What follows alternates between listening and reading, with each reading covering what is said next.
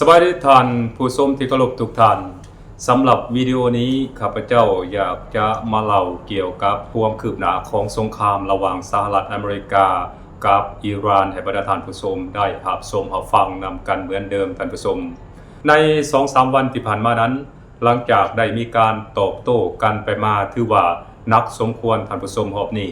จนว่าหลายๆคนนั้นคิดว่ามันน่าจะเกิดสงครามรอบ3ระหว่างสหรัฐอเมริกากับอิหร่านก็เป็นไปได้และมันก็อาจจะเห็นให้ราคาพลังงานในตลาดโลกนั้นถีบตัวสูงขึ้นซึ่งมันจะส่งผลกระทบต่อการดำรงชีวิตของประชากรโลกและก็ส่งผลกระทบต่อการดำรงชีวิตของประชาชนลาวบรรดาเผ่าอย่างหลีกเลี่ยงบ่ได้ท่านผู้ชมแต่ในมื้อวันที่ 12-13 ที่ผ่านมานั้นสถานการณ์หรือว่าความแข็งตึงต่างๆนั้นถ้าเอาฟังจากกระแสข่าวแล้วก็ถือว่าบ่ถึงขั้นว่าจะเกิดสงครามรอบ3หรือว่ารอบ4ระหว่างสหรัฐอเมริกากับอิหร่านแต่อย่างใดท่านผู้ชมซึ่งแต่ละฝ่ายนั้นต่างก็ออกมายั่งยืนว่าการโจมตีของแต่ละฝ่ายนั้นก็เพื่อเป็นการตอบโต้อีกฝ่ายหนึ่งที่ได้ทำการโจมตีกองเรือโจมตียนต์และก็โจมตีสถานที่ยุทธศาสตร์ทางด้านการทหารของแต่ละฝ่ายนั้นเพราะฉะนั้นจึงมีการตอบโต้กันไปมาแต่ในความเป็นจริงแล้วการตอบโต้กันไปมานั้นเหตุมันเกิดขึ้นจากสหรัฐอเมริกาที่ละเมิดขอตกลงหยุดยิงก่อนท่านผู้ชมหลังจากนั้นอิหร่านยิงโต้กลับต่อจากนั้นอเมริกาก็โต้กลับเช่นเดียวกันโต้กันไปโต้กันมาในลักษณะแบบนั้นแหละท่านผู้ชมก็เลยก่อให้เกิดความรุนแรงหรือว่าอุณหภูมิของสงครามระหว่างสหรัฐอเมริกากับอิหร่านนั้นเพิ่มขึ้นและอเมริกาเองภายใต้การนำของโดนัลด์ทรัมป์นั้นก็ได้ออกมาประกาศว่าอเมริกาจะเข้าไปยึดเอาพลังงานน้ำมันของประเทศอิหร่านโดยเฉพาะแม้อเมริกานั้นจะไปยึดเอาเกาะคาร์กซึ่งเป็นหัวใจในการบริหารจัดการน้ำมันของประเทศอิหร่านสูงถึง 90% ให้ตกไปอยู่ในกำมือของสหรัฐอเมริกาและอเมริกาเองก็จะเฮ็ดแบบเดียวกับที่อเมริกาเคยเฮ็ดกับประเทศเวเนซุเอลานั่นแหละท่านผู้ชมอันนั้นคือคำกล่าวอ้างของโดนัลด์ทรัมป์นั่นมันได้แสดงให้พวกเขาเห็นว่าสิ่งที่อเมริกาต้องการแท้ๆอยู่ในประเทศอิหร่านนั้นแม่นพลังงานหลายกว่าท่านผู้ชมโดยเฉพาะแม่นน้ำมันและก็อายก๊าซธรรมชาตินั่นแหละเพราะอย่าลืมว่าประเทศอิหร่านนั้นมีพลังงานน้ำมันสำรองเป็นอันดับ3อันดับ4ของโลกและก็มีอายก๊าซธรรมชาติสำรองนี้อันดับ10ของโลกท่านผู้ชมเพราะฉะนั้นอเมริกาจึงต้องการเข้าไปกอบโกยหรือว่าเข้าไปแสวงหาผลประโยชน์ในจุดนี้นั่นแหละท่านผู้ชมบ่แม่นเพื่อเข้าไปเปลี่ยนแปลงระบบการปกครองให้ชีวิตการเป็นอยู่ของประชาชนชาวอิหร่านดีขึ้นแต่อย่างใดและก็บ่แม่นเข้าไปด้วยเหตุผลทางด้านอาวุธนิวเคลียร์หรือว่าอาวุธร้ายแรงอื่นๆหรือบ่แม่นเกี่ยวกับการปกครองแบบเผด็จการแบบบ่มีประชาธิปไตยและก็แบบบ่เคารพสิทธิมนุษย์ของประเทศอิหร่านแต่อย่างใดแต่มันเกิดย้อนว่าอเมริกานั้นต้องการทรัพยากรธรรมชาติของประเทศอิหร่านหลายกว่านั่นก็คือพลังงานน้ำมันนั่นเองท่านผู้ชมอันนั้นชัดเจนอเมริกาได้ออกมาประกาศชัดเจนในมื้อวันที่13นั้นซึ่งสิ่งดังกล่าวนั้นถ้าพวกเราย้อนกลับไปพวกเราจะสังเกตเห็นว่าก่อนการเกิดสงคราม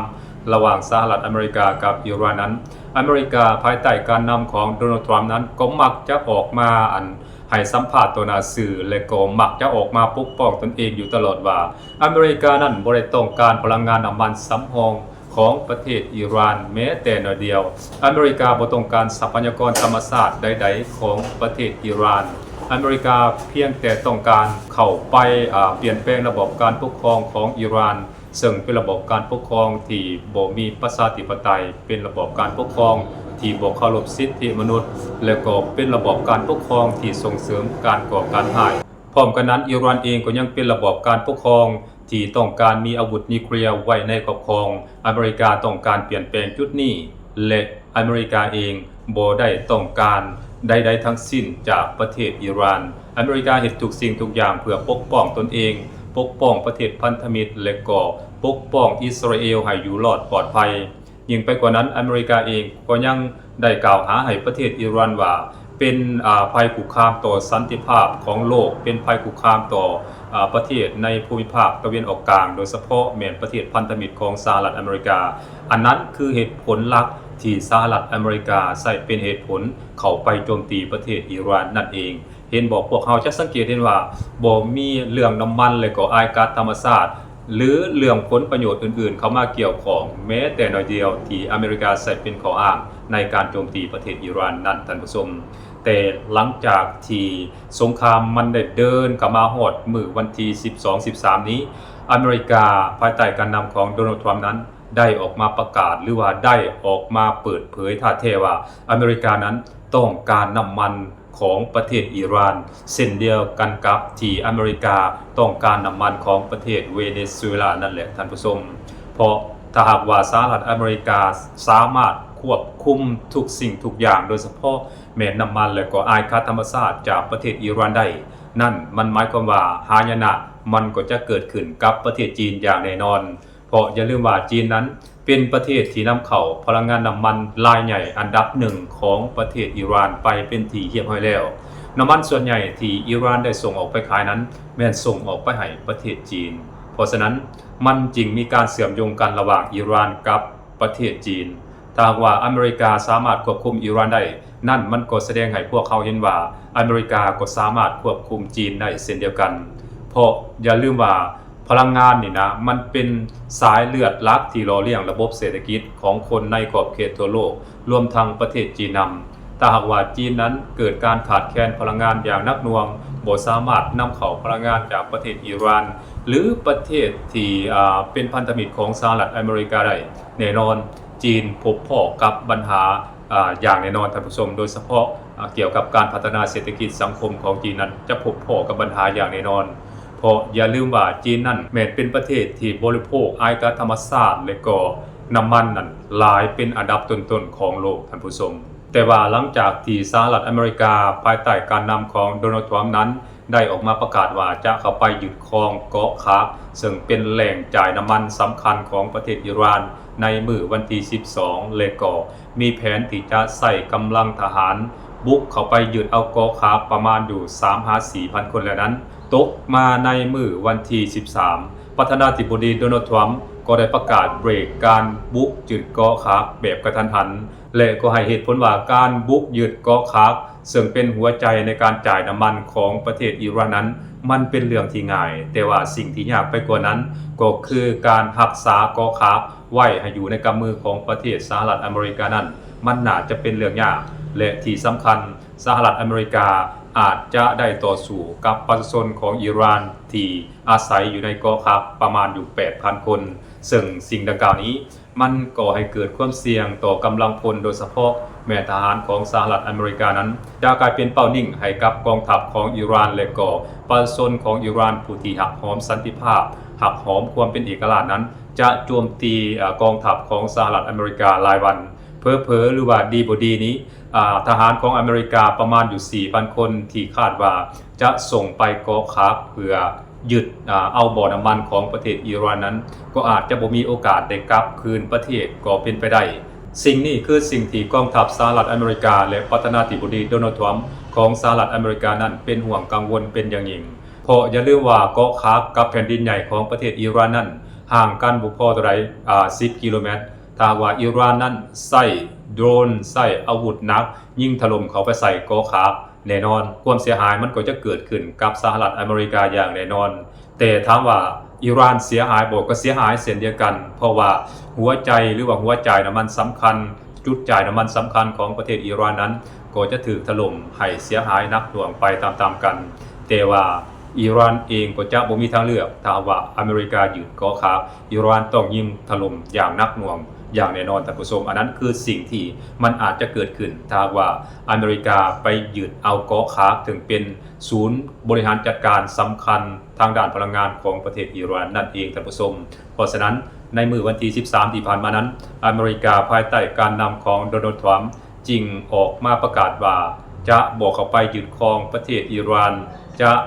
ปิดล้อมอิหร่านทางอ้อมและจะบอกเข้าไปยึดครองอย่างเด็ดขาดเพราะมีความเสี่ยงสูงที่กองทัพและก็พลเมืองของสหรัฐอเมริกาที่เกี่ยวข้องกับสงครามในครั้งนี้นั้นจะถูกยิงถล่มและเสียหายหนักหน่วงอย่างแน่นอนอันนั้นคือการออกมาให้เหตุผลว่าเป็นหยังอเมริกาจึงต้องยุติการโจมตีประเทศอิหร่านและก็ยุติ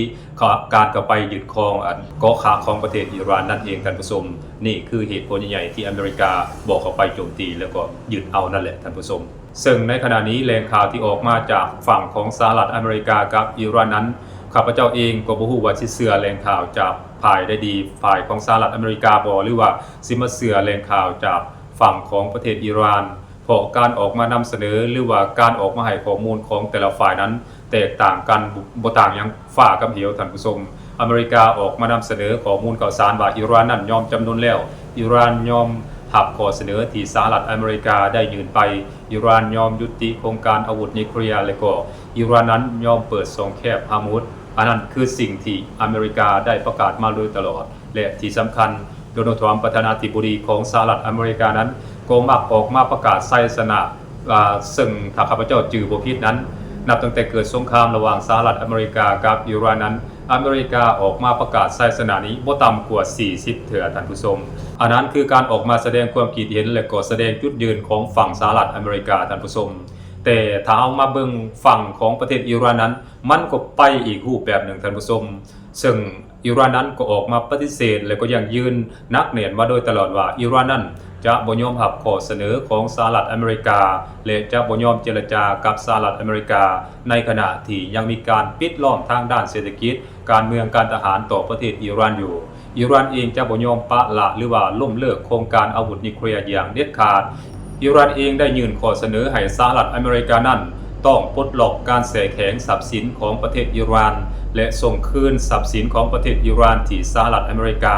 สั่งให้บรรดาประเทศพันธมิตรของสหรัฐอเมริกานั้นแทรกแซงถ้าบ่ดังนั้นแล้วการบรรลุข้อตกลงหยุดยิงและยุติสงครามระหว่างสหรัฐอเมริกากับอิหร่านนั้นก็อาจจะบ่สามารถเกิดขึ้นได้อันนั้นคือสิ่งที่อิหร่านได้ยังยืนมาตลอดและที่สำคัญอิหร่านก็ได้ยื่นข้อเสนอหนึ่งที่สหรัฐอเมริกาแทบว่าเฮ็ดบ่ได้หรือว่าแทบว่าเป็นไปบ่ได้ที่จะให้สหรัฐอเมริกาต้องปฏิบัตินั่นก็คือ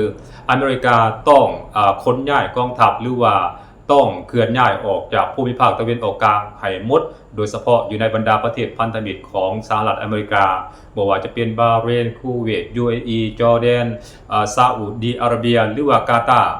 อิหร่านได้ยื่นข้อเสนอเหล่านี้ให้กับสหรัฐอเมริกาต้องปัดก้นหนีออกจากภูมิภาคตะวันออกกลางถ้าบ่ดังนั้นแล้วความขัดแย้งความตึงเครียดระหว่างสหรัฐอเมริกากับอิหร่านนี้มันก็จะยังคงสืบต่อไปอยู่เพราะฉะนั้นอิหร่านเองจึงได้ออกมายื่นข้อเสนอแบบหนักๆแบบนี้ให้กับสหรัฐอเมริกาอันนี้ก็ถือว่าเป็นการวัดใจสหรัฐอเมริกาว่าแท้จริงแล้วสหรัฐอเมริกานั้นต้องการสันติภาพหรือว่าต้องการยุติสงครามแท้บ่ถ้าว่าสหรัฐอเมริกาต้องการสันติภาพและต้องการให้ทุกประเทศนั้นอยู่ร่วมกันแบบสันติอเมริกาต้องปฏิบัติตามข้อเสนอหรือว่า